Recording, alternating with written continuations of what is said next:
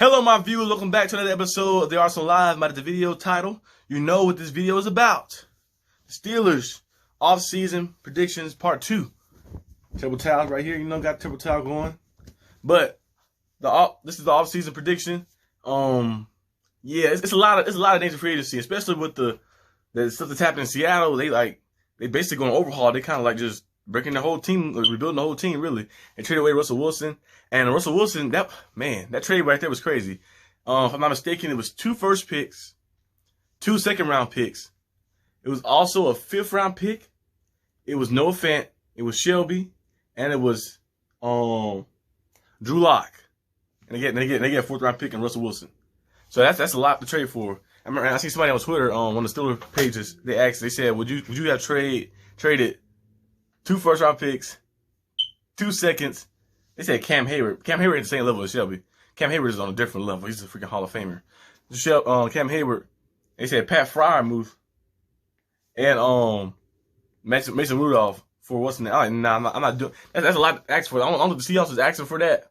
Well, I guess the Seahawks was asking for it. Of course, they were asking for that, but that's a lot. That's a lot to trade for. That's 2 first-round picks, 2 second-round picks, and then a solid defensive player. Shelby's pretty good though.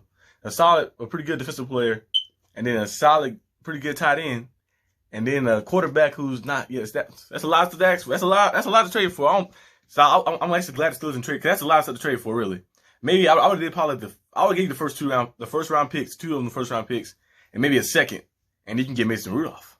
And then that's it. You ain't getting nothing else from me. But they probably accept that trade. But luckily, in the offseason, there's still a chance. So, the free agency, there's still a chance. So, some guys I have listed down here, some guys who, on my whiteboard, some guys who I feel like can help our team. We can't get them all because we don't have that much money. We have enough money to get some people, but you can't get them all, of course, not limited. But J.C. Jackson will be a great addition because he's a man-to-man cornerback and he can play the type of defense that we want our corners to play. Like Witherspoon was playing last year. In a small sample size, I think that he played 5 or 6 games. And he played well. He had 3 picks. He played the man-to-man style where he can get up, he can follow this guy, he can get physical with this guy. And I love those type of cornerbacks that they fit the Steelers style real good, kind of like the old school Steelers, we used to have with the Rod Woodsons and the Blunts and stuff. They can get physical with it. Cornerback can get physical, who can play man-to-man coverage. Like that zone corners is cool too, but they don't fit our scheme. I feel like our scheme is more fit for a guy who can play man-to-man. And Joe Hayden is a little older now, and the injuries are catching up to him. So I don't know if he had that same ability to go out there and man up on somebody. So bring Killer Witherspoon back, of course, and you get to pair him up with J.C. Jackson. Or another option is Stefan Gilmore. Stefan Gilmore would be great. Defensive Player of the Year a few years ago. I still think T.J. Watson won that year, but Stefan Gilmore winning that year was reasonable, because he did lots of stuff down. In that Super Bowl year, he made the play in the AFC Championship game where he deflected the ball, and then the Super Bowl he called a pick and stuff. He could have been Super Bowl MVP really, but who won Super Bowl MVP that year? That was Julian Edelman year. I think he won Super Bowl MVP. He had 180 yards, I think, something like that. But Stefan Gilmore will be a great addition to add to the team. I wish you could add both, but I don't think you can add both, of course, like J.C. Jackson and Gilmore. But pairing Stefan Gilmore or J.C. Jackson with Killer Witherspoon and roll with like that, and Arthur Maulet looked pretty good in the run game and looked pretty good in the slot, and Norwood looked pretty good in the slot too. So you can have some guys like that to rotate around, and maybe James Pierre might get a little better, learn from those guys like that. But it'd be great to see J.C. Jackson or Stefan Gilmore on that cornerback position for the Steelers with Nick Fitzpatrick in the backfield and Edmonds. And then you have the front we have with T.J. Watt, Cam Hayward. That'd be a nice team right there. A nice team. That'd be a nice defensive squad. Because to me, I feel like for us to compete, since the QB play is not going to be great, and we roll Mason Rudolph, the QB play will probably be average, and he might have moments where he look good, but then sometimes be bad moments. But I feel like you have to have the defense assured for. The defense and the run game assured for. Those are 2 things you have to have assured for, at least be able to compete at a high level. At least we can at least still win 9 or 10 games in the season. But that'd be a great addition to add, one of those guys.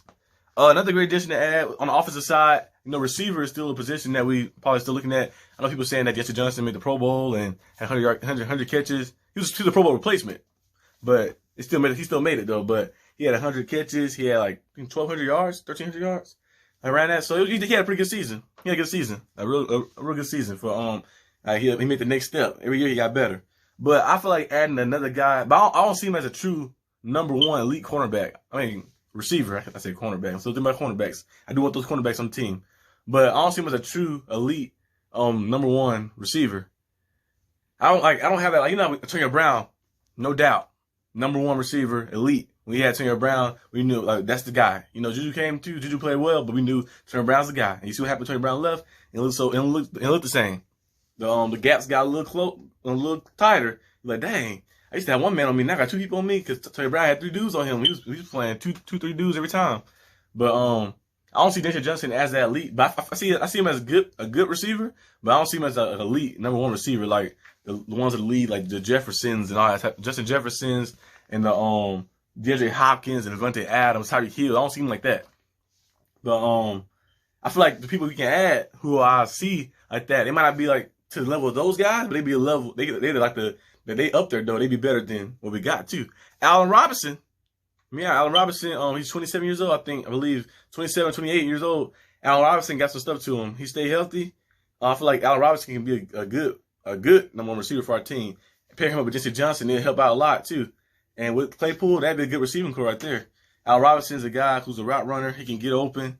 He'd be the type of receiver we would like too. The route runners who get in the spot. He's quick and shifty, and he's good. You see what he did, the numbers he put up when he was with the Bears. He put up some good numbers with the Bears, and with the quarterback controversy they have over there with the Nick Foles playing, Andy Dalton coming in, then Mr. Trubisky before. Well, not last year, but the year before last, Mr. Trubisky was there when he won his MVP. But it's just a lot. This is a lot to a lot to deal with, and he still produced numbers. Last year he was injured and stuff, so that kind of like negated his stats a little bit. But he still produced a lot of good numbers. I feel like he'd be a real good piece to our team.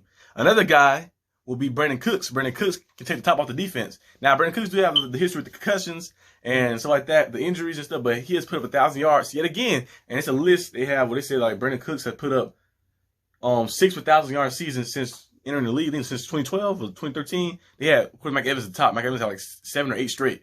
But Brandon Cooks is right there, 6,000-yard receiver. And he been bouncing around. I remember he was on the Saints, he was on the Patriots, he got switched around to the Rams, and then he came to the Texans, and he's been putting up and still producing numbers with different quarterbacks, different people, and everything. So Brandon Cooks would be a great addition too to top off the defense. He got that game-changing speed, and I think he had 1 year left on his contract, so you probably have to trade for him. I don't know how much the trade value. I don't know how much it would be to trade for him. I'm looking at maybe like a 4th-round pick, maybe something like that.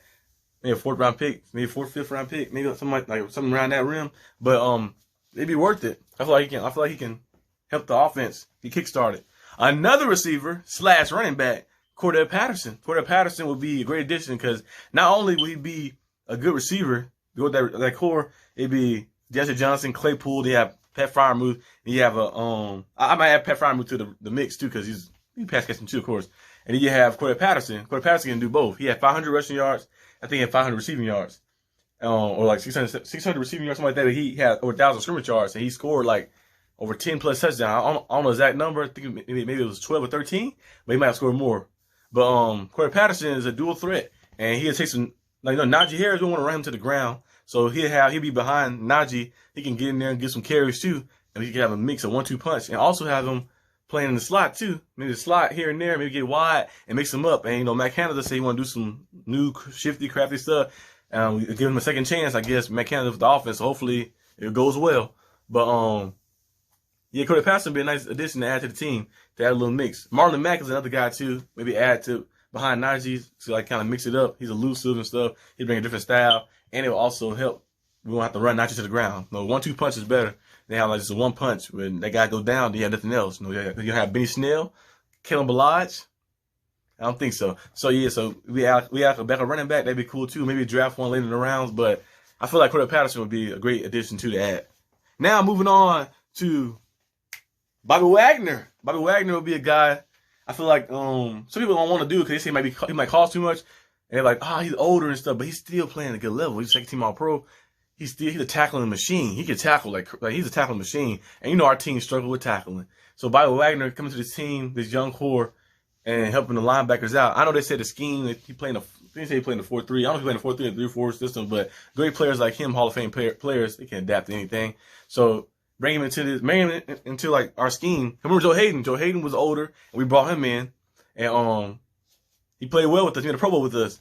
Bring Bobby Wagner in. I don't care if he's 32 or not. Bring him in. Maybe play 3 years with us. Give him on a good deal, and bring him in and like help our team out a lot. Imagine that. You have Bobby Wagner up there, and Devin Bush can maybe get coached back with the help of Brian Flores and Mike Tomlin and those guys, and even Bobby Wagner himself too. Coach him back up to the way he was playing, and have that two pair like that with Cam Hayward, T.J. Watt, Alex Highsmith, and then maybe Stephen Tuitt come back, and then you have if you sign one. I don't know if you build a. Actually, I don't know if you'll be able to sign one. You probably could still sign one of those corners too. You never know what could happen, but I'd love to see Bobby Wagner. We can give him a good deal, not too much, not too little. Give him a good deal and bring him to our team. He'll help the team out a lot. Like the age and stuff, like people saying, like he's an 8-time Pro Bowler. He's a 6-time All-Pro. Like he made an All-Pro team thing last year. So adding him to the team would be a plus, and it'll help our team out a lot, especially in the run game for sure. Another person, another two people that add to the team, is the quarterback position. James Winston, I feel like is the best available quarterback that fit our scheme the best. I think I said that wrong, but the best quarterback available to fit us, yeah. But James Winston, he basically like what we look at the quarterback. Big Ben kind of was a little bit. He has a strong arm. I think his arm probably stronger than Ben's, and he's a big quarterback. He got a little. He can move around and stuff like that. He got the arm talent. He can make the throws and stuff. He just decision making, and decision making could be credited to. He did get eye surgery, so maybe that helped a little bit too. But decision making could be credited to the Bruce Arians type of style of no risky, no biscuit. He ran that style. I remember Brady early on had a lot of picks going, and then kind of switched it up to more Brady style, more Patriot style. He's like, okay, we can run this with throwing the ball to the running backs. Get the running backs involved in the pass game and switch it up. But James Winston probably had that voice to like try to switch the offense up like that because he ain't had Tom Brady resume. So maybe that could be part of it. But when James Winston went to the Saints, he looked completely different. He looked even better. He looked more poised. He looked more confident. He looked more strategic. He made his decision making was better, and he showed off his talent, off his skill. And he had him like I think he's 5-3 or it was like 5-2, 5-3, and he threw 14 touchdowns to just 4 interceptions. He was playing well. He was playing phenomenal. So he comes off the ACL injury. They had a video of him getting worked and getting back and ready. So I add James Winston to the team. Another quarterback to look at too is Deshaun Watson. Deshaun Watson legal stuff. They said you hear something about. Whoa, sorry about that. The camera failed. But Deshaun Watson legal stuff. They said you hear about it probably on Friday. They said Friday or Saturday. I think it was Friday. Yeah, Friday. You hear something about it, and we'll see if he like incriminated or something, or the evidence show that he's not incriminated. So I think teams will be probably waiting and watching to see too, because Deshaun Watson is not incriminated, and you can add him on your team. I think he's like 26 years old. I would definitely trade the 2 first rounders, the 2 second rounders, hell, the 2 third round. I trade everything. Deshaun Watson, because there's no quarterback in that draft or next year draft who I'm thinking is going to be better than Deshaun Watson is right now. People are going to say Deshaun Watson played in the year, but you know the talent is talent. Talent is there, of course. It's there like that. He just took a year break, but it's there still. I know it might be a little rusty when he first come back, but it's there. Deshaun Watson is amazing talent. So I would trade for Deshaun Watson. I wouldn't trade in my players. I'm not giving them no like, oh, we want Minka. Nope. We want Cam Hayward. We want TJ. Nope. But I trade Deshaun Watson. I give you all the picks you want. And if you want Chase Claypool, you can have him. But you ain't giving none of those guys on the other side. But that'd be a good thing to do, like a good thing to have Deshaun Watson on the team, and that'll change our team a lot. Imagine that Deshaun Watson with Najee Harris, and then you have if you go out and get a receiver in the free agency something like that, maybe have Allen Robertson on one side, Jesse Johnson, Claypool, but cap salary though, so I don't know if they'll be able to do all that. But if you get a player like Deshaun Watson, you wouldn't need all that because he'd make Claypool them play better. Claypool has the potential to be good and great. He falls a lot on his deep routes. I don't know why, but hopefully he switch that around. But these are really the notable free agencies that stick out to me. There's probably some other ones that stick out too, probably didn't see, but these are like a couple of notable ones that I like. I hope we at least maybe add 1 or 2 of them. The most important one I feel like we can add is the ones on the defensive side. Add the cornerback. Add another linebacker. Add an interior D lineman. Maybe draft some too. But as long as the defense is real good and the run game is good, I feel like the team have a chance to compete at a high level day in, day out. But you guys leave something in the comment section of your favorite free agency, not free agencies, your favorite free agents to look at to add to the team. I'll probably answer. Most likely I'll respond because I always respond in the comment section. But yeah, that's all I got. Come around the words. So I'll see you guys next time. Peace.